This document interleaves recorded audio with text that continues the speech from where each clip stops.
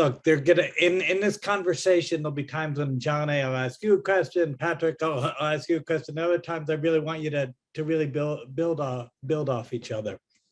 So one of the things I will just say before we go further in this conversation is one of the great advantages of the book that Jalene and Patrick put together is that it goes from the very, very practical to some really big important ideas about the future of education and democracy. So I'm gonna start us at the classroom level, but I wanna make sure that we move out.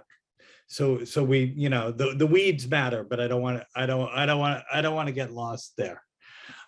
So let me just start by thinking a little bit about the context in which we're living right now. There's a lot of conversation and a lot of jargon around culturally responsive teaching and what that means and funds of knowledge. And so let's define some terms here. So Jalene, let me start with you. What is culturally responsive, culturally sustaining teaching?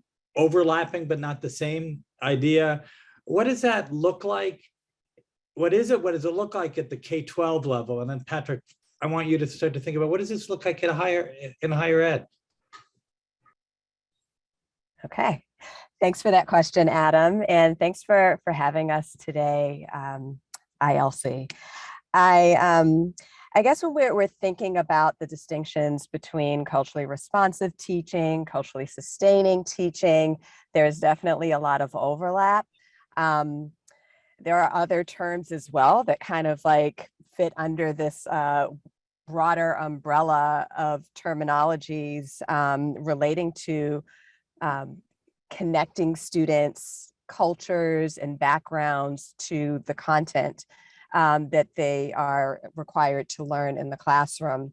But if we were going to focus on culturally responsive teaching versus culturally sustaining teaching, those two terms do have very distinct meanings behind them. So culturally responsive teaching was it culturally relevant teaching or culturally responsive? Those are pretty similar. That is a term that talks about how you might be able to kind of connect the content or pre-existing content to what students already know and understand that's informed by their cultures. So if you think about learning as a process where you take in new information, it's inevitably always going to fit into a pre-existing schema in the brain. And that schema is really grounded in students' cultures. So this is a way to facilitate the learning process so that people understand or better understand new information that is being, brought to their attention and allowing them to be able to connect to it in ways that tap into their cultural kind of knowledge and reserves that they already have. And then when we talk about culturally sustaining pedagogy, that is a little bit distinct because what you're doing is you're not just tapping into what students already know, but you're engaging in the curriculum in a way that their culture is being affirmed and, as the term denotes, like sustained over time. So you're teaching in ways that uplift their culture, that call attention to their culture, that, while you're kind of doing things to ensure that what you're teaching them is culturally relevant, it's also playing a role in kind of the creation of a new world that is, and new understandings about the world that are more cosmopolitan versus like parochial, and like you're creating something that like prepares them for a world in which that's pluralistic and inclusive of people of different backgrounds and cultures.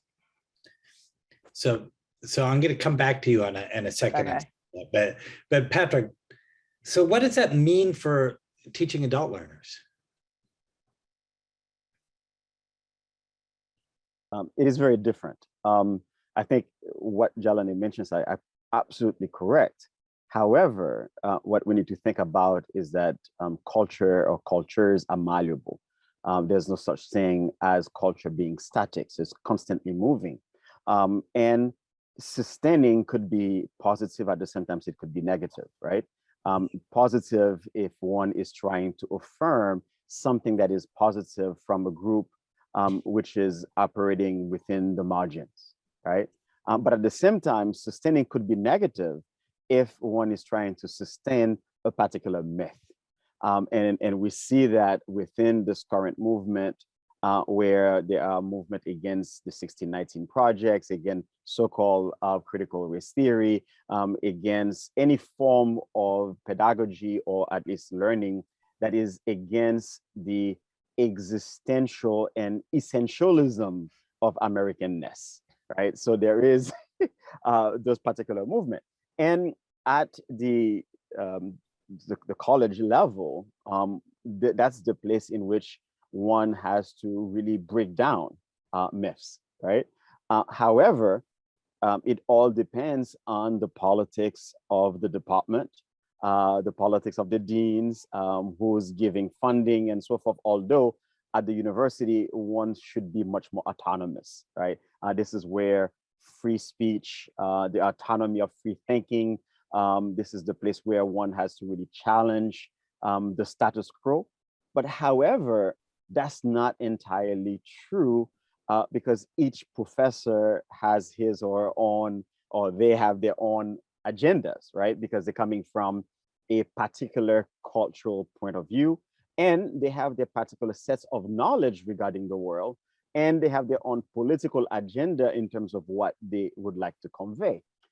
So having said that, going back to Jalene's point in terms of the K-12, the culturally responsive, then, and I would say culturally in the non-pluralistic sense, is to really think in terms of how could pedagogy be very open to different forms of learning, right? And different forms of learning then has to do also with class, has to do with attitudes, has to do with regions as well, right? There are certain places where you might need to know more about a rural area than an urban setting.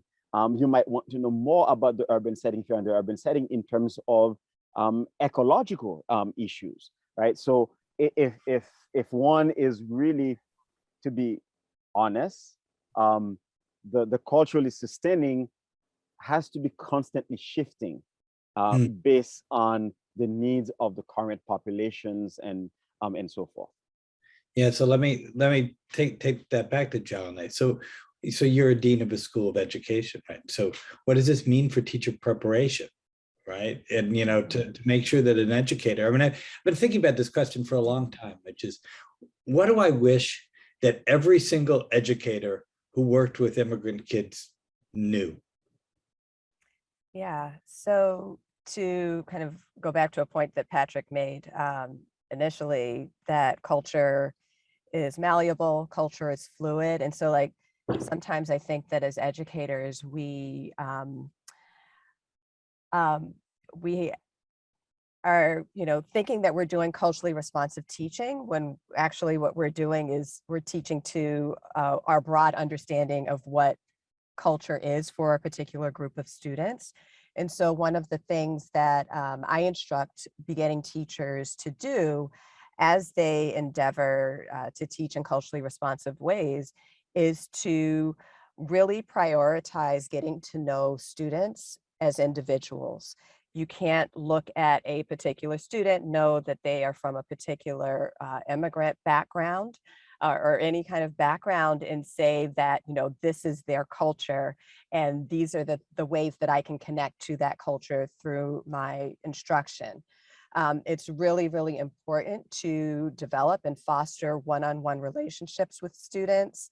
In the book, Education Across Borders, that Patrick and I have written, along with our collaborator, Marie-Lily Surratt, my contribution focuses on a particular pedagogical approach, funds of knowledge, that is, you're basically, as the teacher, you're taking on the stance of an ethnographer, and you are with individual students and their families, conducting research. You are gathering information through interviews, through surveys, through observations to collect data that you, with your, your teacher colleagues who may be working with the students as well, like theorize about. And then you come to your understanding of what that student's culture is. And that really mitigates the effect of, kind of teaching to the average or teaching to what you believe to be true about a particular group of students. You get to know in a very nuanced way who the student is and what their cultural assets are. And then you leverage your knowledge of those assets to further or enrich the curriculum. And what I love about the approach and what I've loved about learning about it from you for years now is that what we're doing is we're breaking down our individual bias, right? It's saying, no, this is not about the collective. This is about the kid. Right. And this is our responsibility as an educator, right? If we're going to provide the kids an equal education, I better actually know something about those kids' lives. And that means sometimes parking some of my assumptions a little bit. So I mean, one of the things that, Patrick, this may be out of left field for you, but John and I were talking about kind of, so, what are these common assumptions that sometimes get in the way of our working with kids? And so one of the things that I just stumbled upon, not by accident, is that about 16% of Black kids in schools across the US are immigrants. I don't think that most educators think about that. Why does that matter? I'll jump in. I would say this is not completely left field at all, because within the higher ed, there is sort of this false notion that the successful Black students are either Nigerians or Haitians, for example, which is completely wrong, or to simply assume that that Africa is a country, right? That, Ethiopian students from Cameroon and other places, and so depending on the course one is teaching, and I would say I just taught a course on Black intellectual traditions, for example, in which one of my most resistant students was an African American student who simply was tired of learning about slavery. And coming to find out that the assumption that he had as a Black student, as an African American student, that he knows, or at least he knew something about the history of slavery or the history of the Black struggle or this history of the Black intellectual tradition, which is linked, right, to the world, he did not know anything about it, right? So he had a preconceived notion of what slavery was. He had a preconceived notion in terms of the struggles of various Black people. And you had also white students who really did not understand the linkages, right, between African American struggles to those of in Africa and the Caribbean and so forth. And you see it among professors as well, right? They tend to put Caribbean students into one bowl, African students into one bowl. So while I was at the elementary and high school, we saw it, right? But one tend to be a little bit more accepting, but less so at the higher ed, because one is assumed that because you are dealing with a so-called higher intellectual level, one should know better. That's not entirely the case. So John, let's say, I was thinking about this, theoretically, if you've been adopting some of the funds of knowledge pedagogy, theoretically, we shouldn't be going around making assumptions about each other. And I keep it theoretically, in this way. But what does that look like in practice? Like how let's say I did everything y'all said. I interviewed students. I know somebody's family. I have a sense of the culture and of the neighborhood in which my school is from, right? Mhm. I still got this curriculum that I'm theoretically supposed to teach. So talk to me about how does something really important come to life in my classroom? It's a great question. So, the funds of knowledge approach it's a lot more work than just kind of like conventional ways of teaching where you're just like teaching to the average student in the classroom, right? Um, I think that the way to really operationalize it is to, it's only going to work in certain kinds of classrooms. It's going to work in classrooms where relationships are prioritized. It's going to work in classrooms where there is a dynamic that is somewhat flipped from what we traditionally understand classrooms to look like. In the funds of knowledge classroom, the teacher and student are reciprocal teachers and learners, right? The teacher is learning just as much through the process of teaching as the student is through the process of learning. And so with that kind of bidirectional approach, like it actually, I think that the funds of knowledge pedagogical approach is one that for me calls to mind. Like I think ideally you would want to engage in like a problem posing pedagogy, like Paulo Freire, right? Think about ways if you have a certain curriculum or a certain content, certain topics that you need to teach, that you have to figure out what are the links that can be drawn between like this content and students' lived experiences. Of course, grounded in their cultural experiences. And with that, like have students investigate problems that that are real problems for them or real problems that they're familiar with from, their experiences in their communities, whether here or communities that they've been a part of while, living in their home countries. And, really just kind of, it's easier said than done at this point, because I think that we're in the process of transitioning from an old way of teaching to something that, we don't fully quite understand yet.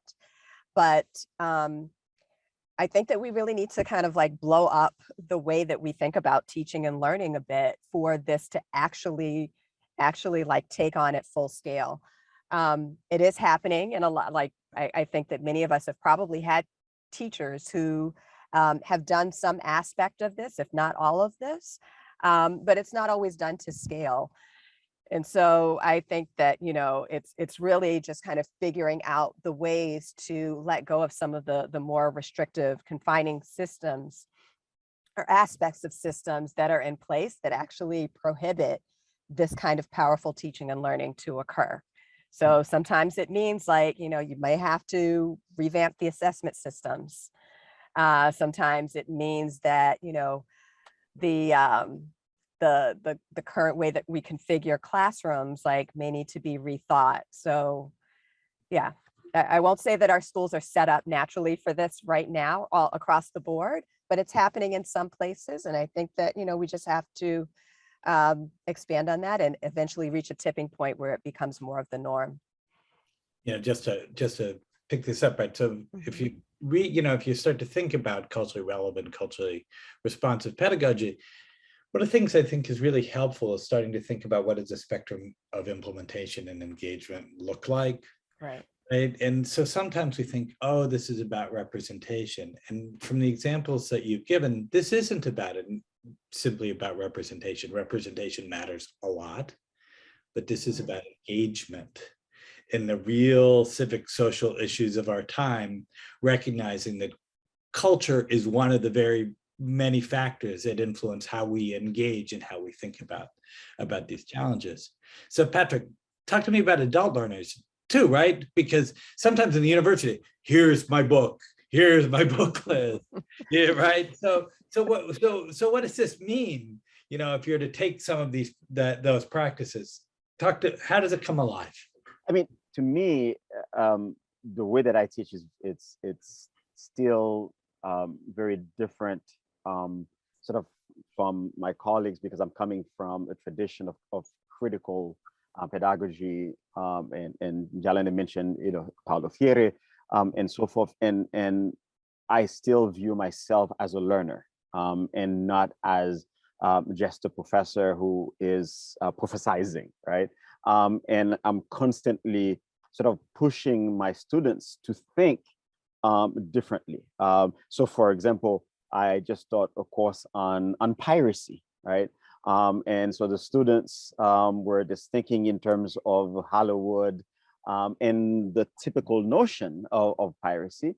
And we started with that assumption, and then pushed it to the point where the students had to ask themselves, well, why is it that piracy is taught, is circulated in this mythical way, in terms of searching for gold doubloons and everything else? What's the link between piracy and empire? What's the link between piracy and creating the myth of the individual? What's the myth of piracy between sort of liberal capitalism, right? And so by the time we were done, they were completely surprised, because then we start simply linking it to the whaling industry, the growth of commercializations in Massachusetts, the whole notions of islands. And so creating linkages, right, to find the ways in which so-called cultures evolve. And cultures, fishing cultures, seaport cultures, clothing cultures, different kinds of consumption, then we start seeing that adults, once they're not feel completely attacked, or if they're not put in a position where you're the student, I'm the teacher, I'm going to impose, but they are participating in uncovering, in bringing to the table a kind of knowledge that you yourself, as the professor, is saying, you know what, that research is absolutely amazing, because I did not know about this particular aspect. And the students, they feel completely sort of accepted.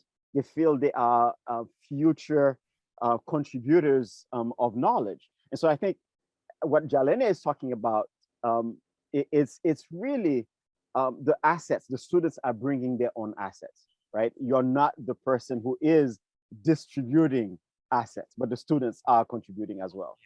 I love that you're there. I was actually about to start to say, we've been thinking. I was jotting down a list of some of the assets that scholars have identified that immigrant origin kids bring into a classroom, and I think it's just worth pausing on them for just a moment.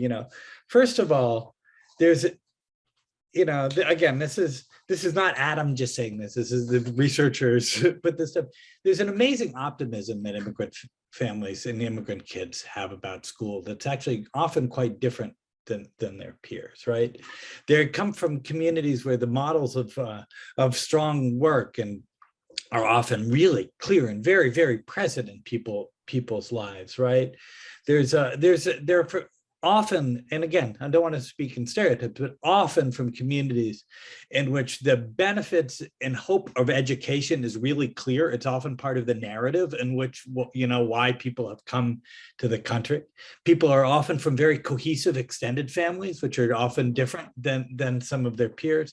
And then there's amazing advantages around bilingualism that we're just learning all the time. There's the practical translator role, but then we're learning a little bit about the cognitive flexibility and code switching that kind of, and I mean emotional code switching too, that comes with being bilingual.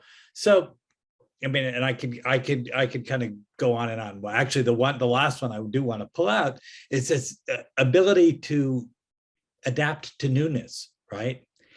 Really, really important in a world changing as rapidly as ours, right? How do we figure this out? So again, what do I do with these assets? In the same way, it's like, what do I do with these funds of knowledge? Jalene, in your chapter, you're starting to talk about this. You're starting to say, here's how I can engage these assets.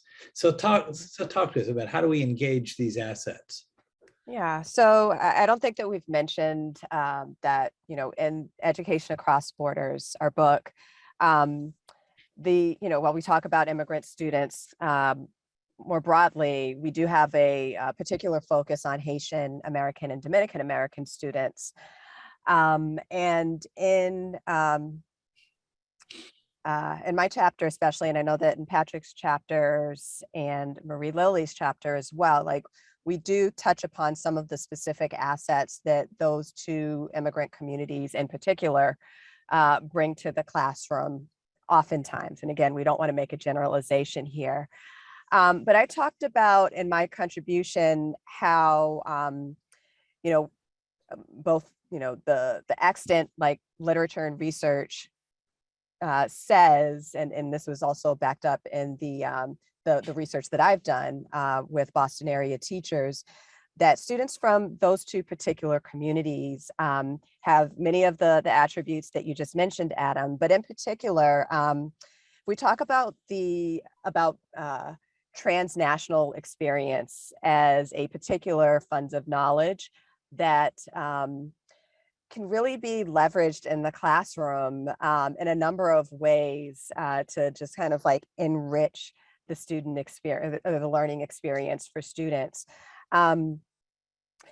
If you are, I think a lot of times, when students have the experience of living somewhere else and then, having that, the immigrant experience and then ending up here in the United States, like that broadens they have a broader understanding of global issues. And so I talk about in my chapter how, as a former science teacher and having done I taught science at the middle school level for a number of years, but I also taught social studies for a short amount of time.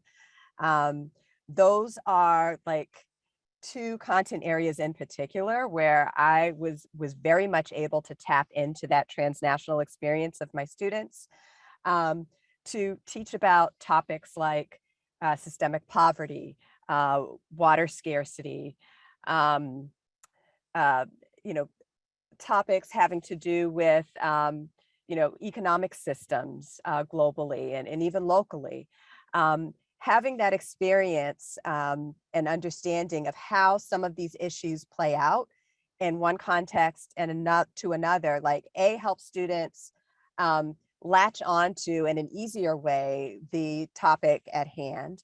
But B, it also gives them a comparison point. They can look at how these issues play out both here in the United States and in their home countries because they have that experience. Whereas students who have only had the American experience have a much more kind of narrow understanding of how some of these issues play out. So I think that, you're still teaching the content, you're still tapping into students, knowledge and expertise, but it's really just that added kind of layer of understanding that can give you, easier entry into the topic and really just allow students to go deeper and broader at the same time. That's really powerful. And it, and it sort of flips the script, right? So, the kid who we think of as a deficit kid may actually have an added knowledge, and then and then their peers are like, hey, I didn't know. I mean, Patrick, it's the way I feel about you all the time. I didn't know Patrick knew all this stuff. No. I'll just say, I see in the chat box that there are a few people that were mentioning SLIFE students. And I'll just say that, oftentimes educators, people will have a deficit, mindset or orientation when it comes to this group, students who have, interrupted or limited formal education in their home countries, but they still have that, that experience of, living in one place oftentimes or being connected to another place through their families, and then the experience here, which is, it makes them, oftentimes more knowledgeable, maybe not in a formal sense when it comes to, literacy and things like that, but they have deep knowledge and understanding that exceeds their peers sometimes. Yeah. Sorry. No, good. Go. I'll simply say that some of my students, particularly those who came from Haiti, interrupted education, latent education, functional literacy. Some of the students, it took them much longer time, but some of them became nurses. So some of them became engineer, although it was through sort of difficulties. But I think what you mentioned in terms of assets, Adam, and it's the hunger, right, to learn.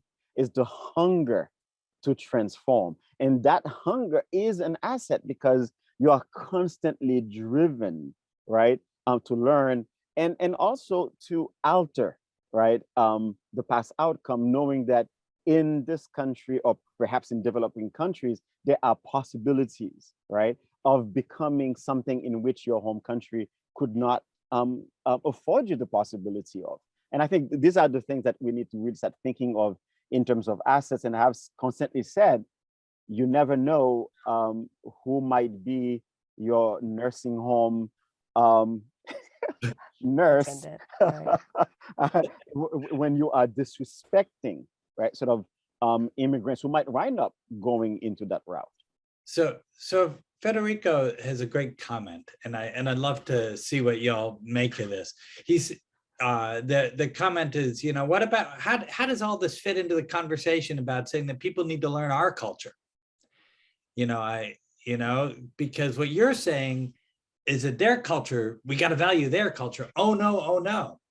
So I guess I would say, as a transition, what does it say about the future of democracy, right? What does it take actually to live?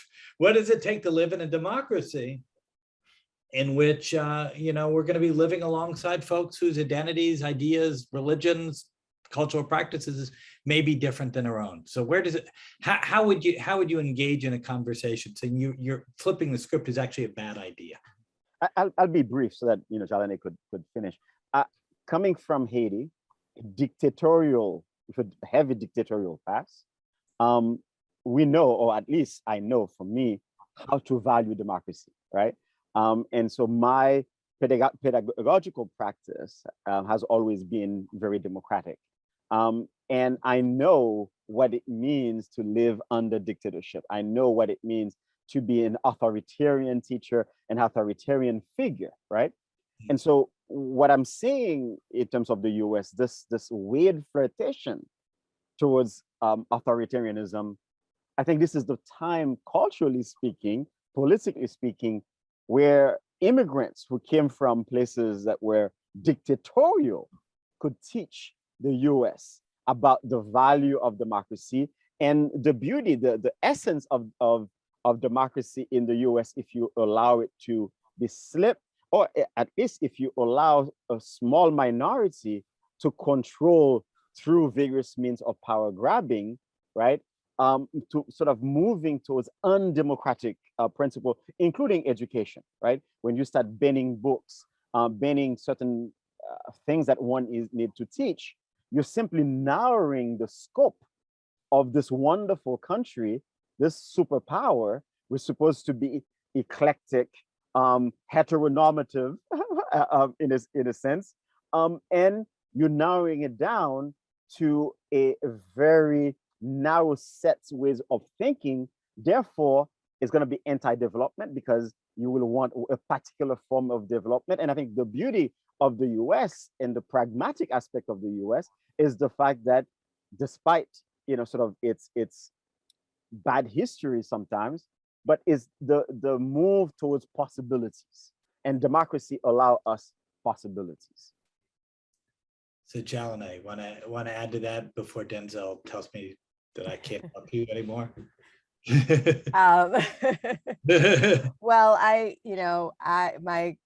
my other research involves like global competence education, right? Like that's the other bucket of work that I try to stay engaged in. And I think that it's really important to, you know, like for educators, and we need professional development around this. We need global experiences for teachers so that, and when I say global, sometimes, you know, it's not always taking teachers abroad. Like you can go, I'm looking at the comments in the chat here around like culture, you know, white conservative educators. I'm seeing one comment here who think white culture is American culture. Like, all that needs to happen sometimes is those educators need to leave the environments that they're in and maybe, you know, head to the nearest city within their state, or maybe go to a different part of the country, and they'll understand that, you know, there isn't a, I mean, there is a distinct American culture, but there really isn't one, right?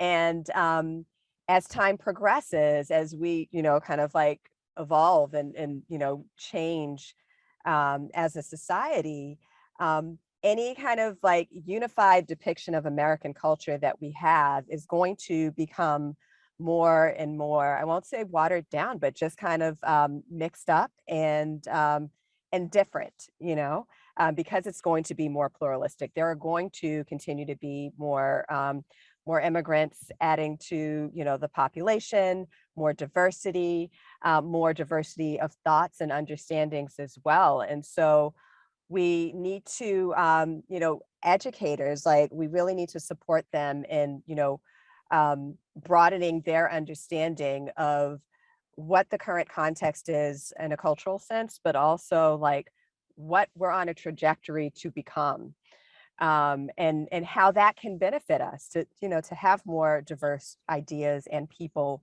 and the need for all of us to be able to, you know, survive and thrive and navigate in those spaces.